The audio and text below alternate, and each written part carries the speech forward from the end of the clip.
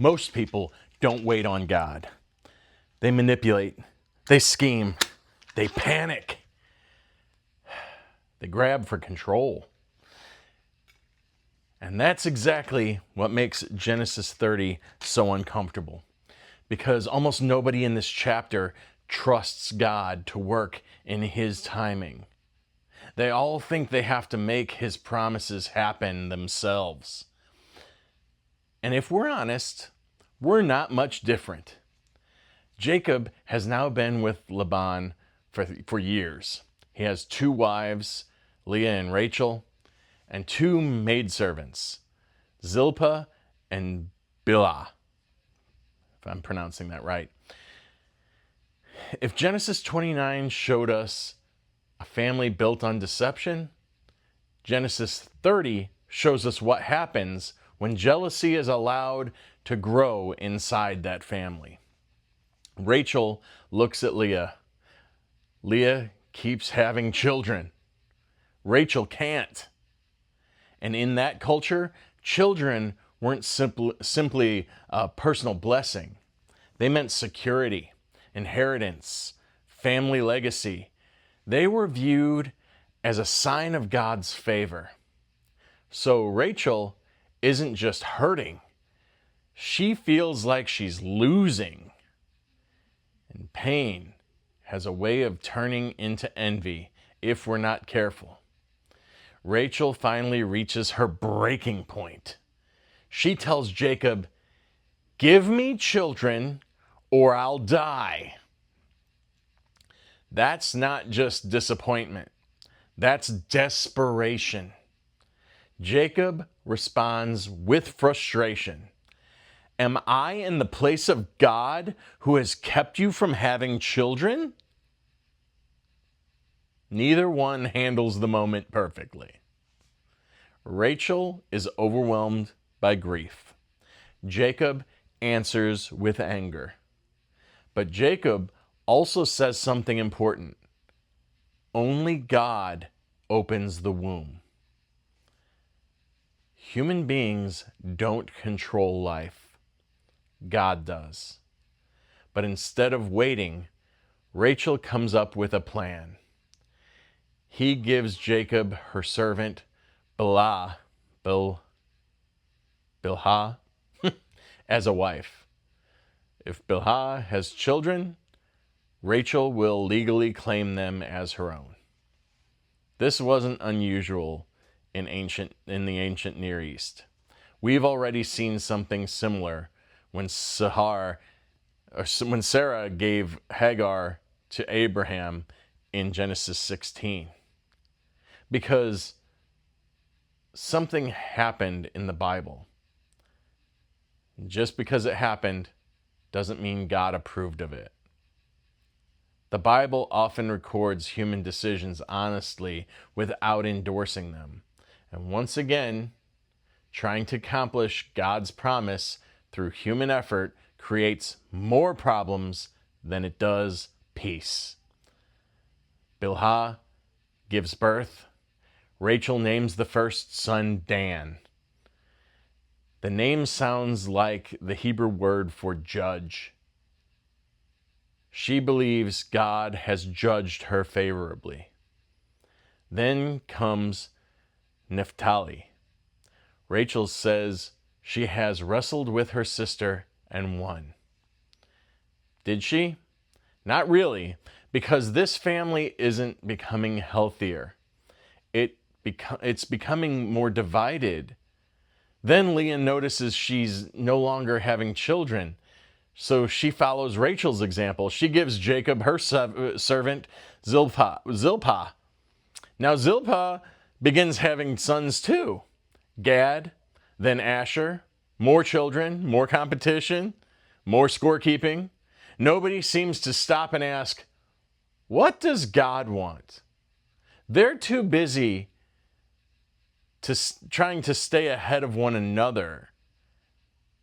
Then comes one of the strangest moments in Genesis. Reuben, Leah's oldest son, finds mandrakes in a field. Mandrakes were plants that many people in the ancient world believed increased fertility and romantic desire. Whether they actually worked isn't really the point. People believed they did. Rachel wants them. Leah refuses. Eventually, they make a bargain. Rachel gets the mandrakes. Leah gets Jacob for the night. Think about how tragic this has become. The man God promised descendants through has become the object of bargaining between two hurting sisters. The marriage has become transactional. Competition has replaced love. But here's the irony. The mandrakes don't solve Rachel's problem. Instead, God blesses Leah again. She gives birth to Issachar, then Zebulun. Later, she has a daughter named Dinah. The message is becoming impossible to miss. Blessing doesn't come from plants. It doesn't come from manipulation. It comes from God. Then everything shifts around. This is the line that changes it all. Genesis 30:22. Then God remembered Rachel. He listened to her and enabled her to conceive.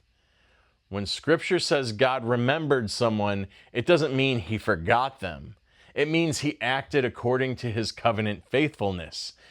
The same language appears when God remembers Noah after the flood, when he remembers his covenant with Abraham, when he remembers his people in Egypt. God remembers and then he acts. Rachel gives birth to Joseph, the very son who will one day preserve Israel during a famine. She thinks she's simply having a child. God is moving history towards salvation. God is always doing more than we can see. But the chapter isn't over. Joseph is born, and Jacob knows it's time to leave.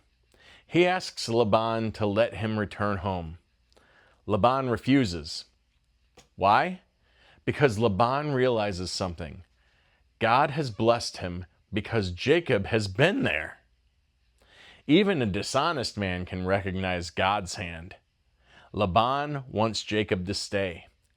Jacob agrees, but asks for unusual wages. Instead of taking the strongest animals, he asks for the spotted, speckled, and dark-colored ones, the animals that would normally make up a smaller portion of the flock. Laban immediately thinks he's getting the better deal. He even removes many of those animals before Jacob begins.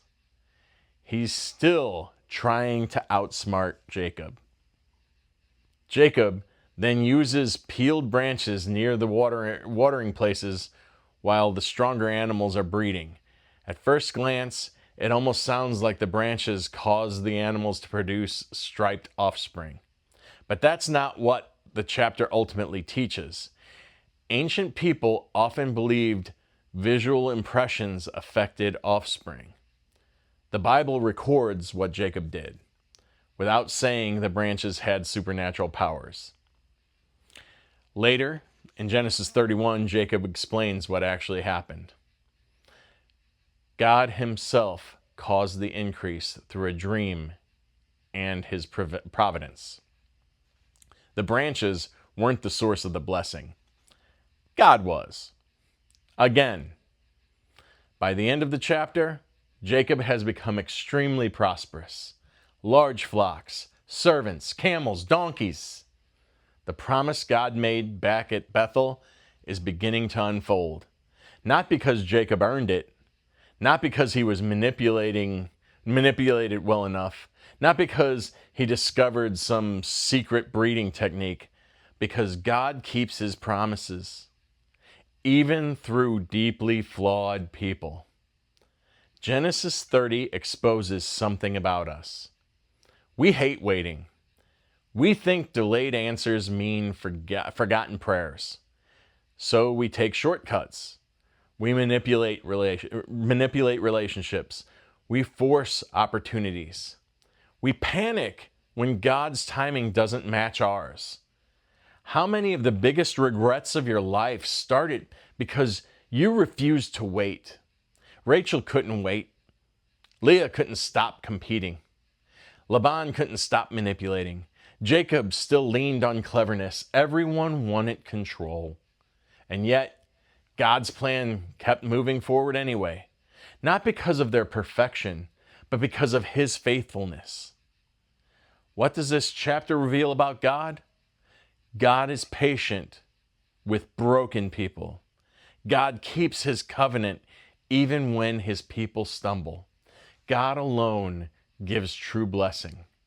And God often works quietly, long before we recognize what He's doing.